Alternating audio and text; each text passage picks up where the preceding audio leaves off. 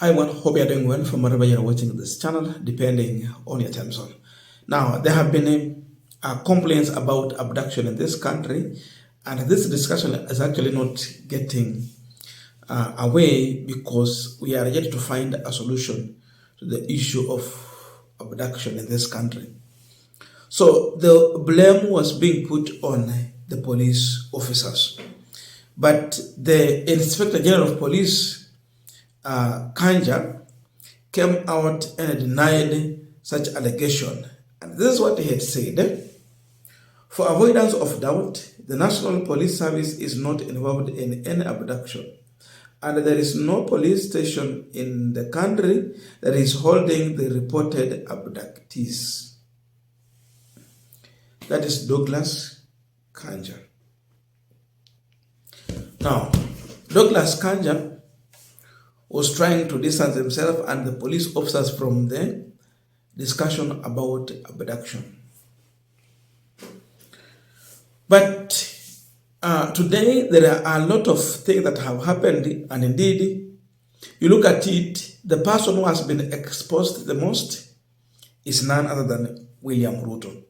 Because the Shaga talked about this issue, Raila Odinga talked about the same issue again for the second time, this time around in the presence of William Ruto, while in Homa Bay. Then Ruto himself was forced to respond to this, and in his response, you clearly see a man who is really exposing himself. Now, Raila confirmed that he has been a victim of sustained social media bullying by online trolls. But again, he's saying that he never harmed the perpetrators. And now he's urging Ruto to be like him. Na alikuwa waza kwamba nimeambiwa mheshimiwa Ruto mambo ya abduction ikuishe. Wahusika washikwe, wanaswe na wawekwe ndani. That was Raila Odinga's advice to William Ruto. So he's still insisting on the issue of abduction. Ruto responded, but first of all, listen to Raila Odinga's warning to the president. Sasa tunaingia kwa mwaka mpya. Tumetoka mwaka hii mkongwe, tuko kwa mwaka mpya.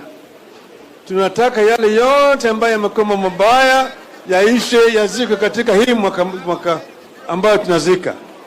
Hatutaki kuona dhambi ikiruka inaenda mwaka mpya. Bado vijana wetu wote wawe salama.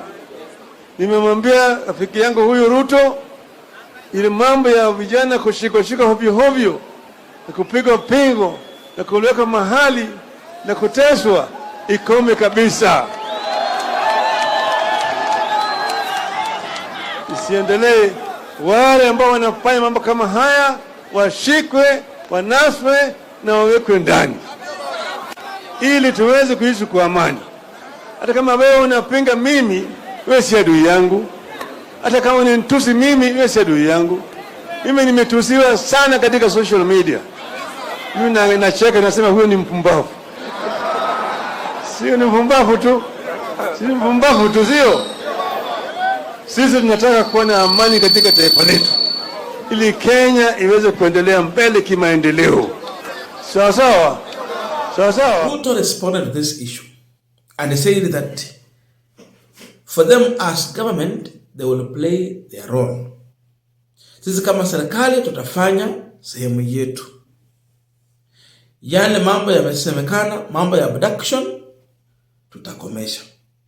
But now to the parents, kila mzazi achunge mtoto wake. Now, I don't know how you understand this statement, but this is William Ruto. Nataka niulize wazazi, kila mzazi tafadhali, hawa watoto ni baraka kwetu, tumepatiwa na Mwenyezi Mungu. Kila mzazi achunge watoto wake, tuweke kushughulikia watoto wetu. Sisi kama serikali tutafanya sehemu yetu, na yale yamesemekana mambo ya abduction tutakomesha.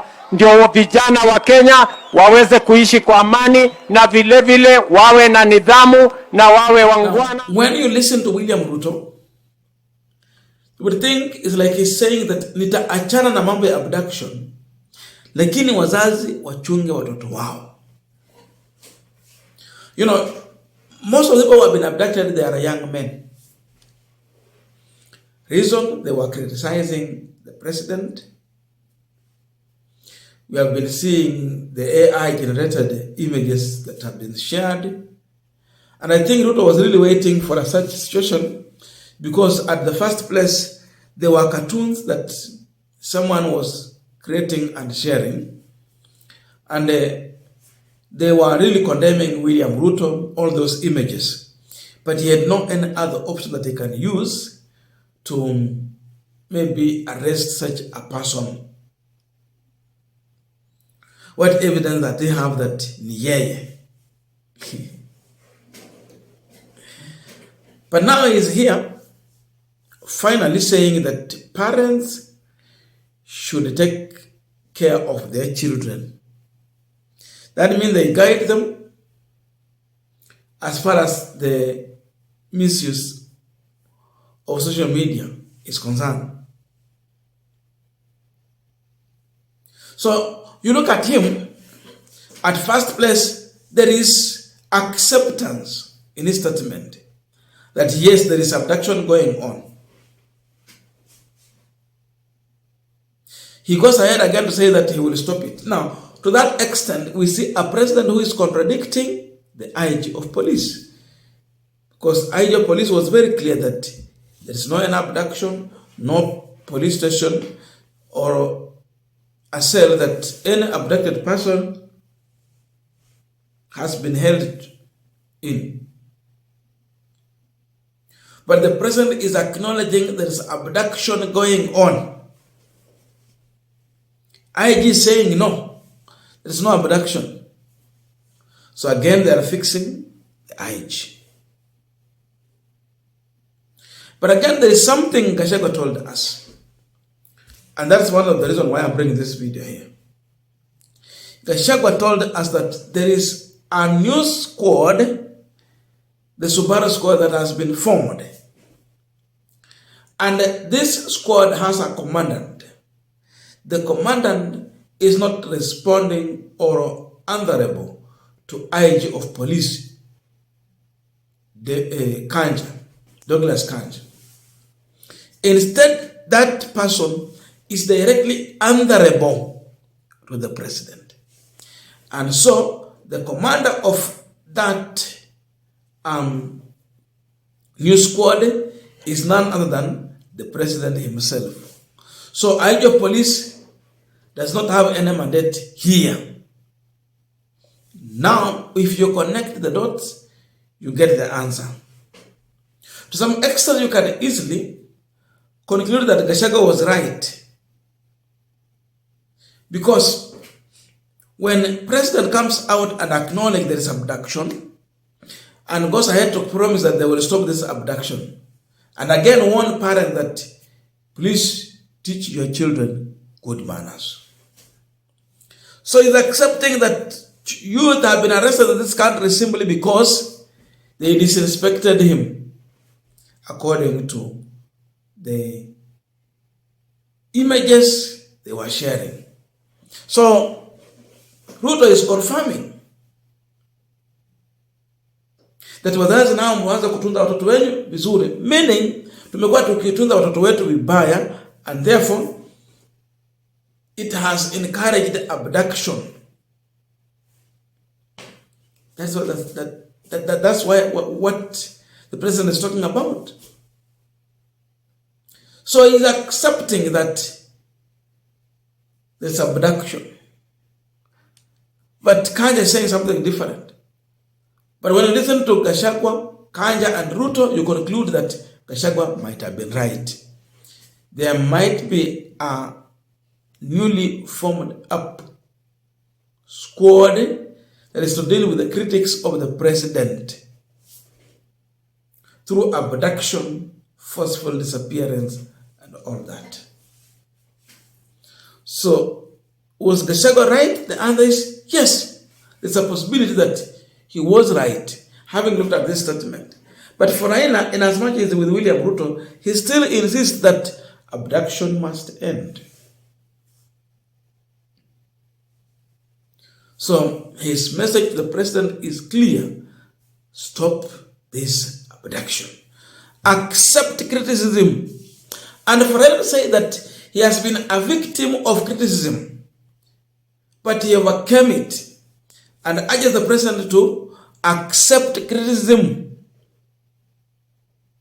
It confirms that the arrest of this youth is because the president is not comfortable with the criticizers.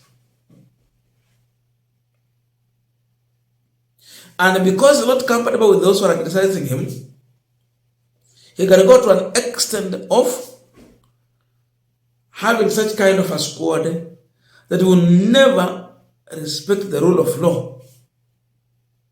Because abducting is not one of the laws governing this country. That is only found in UDA manifesto and their policies. Nowhere in our constitution this has been supported.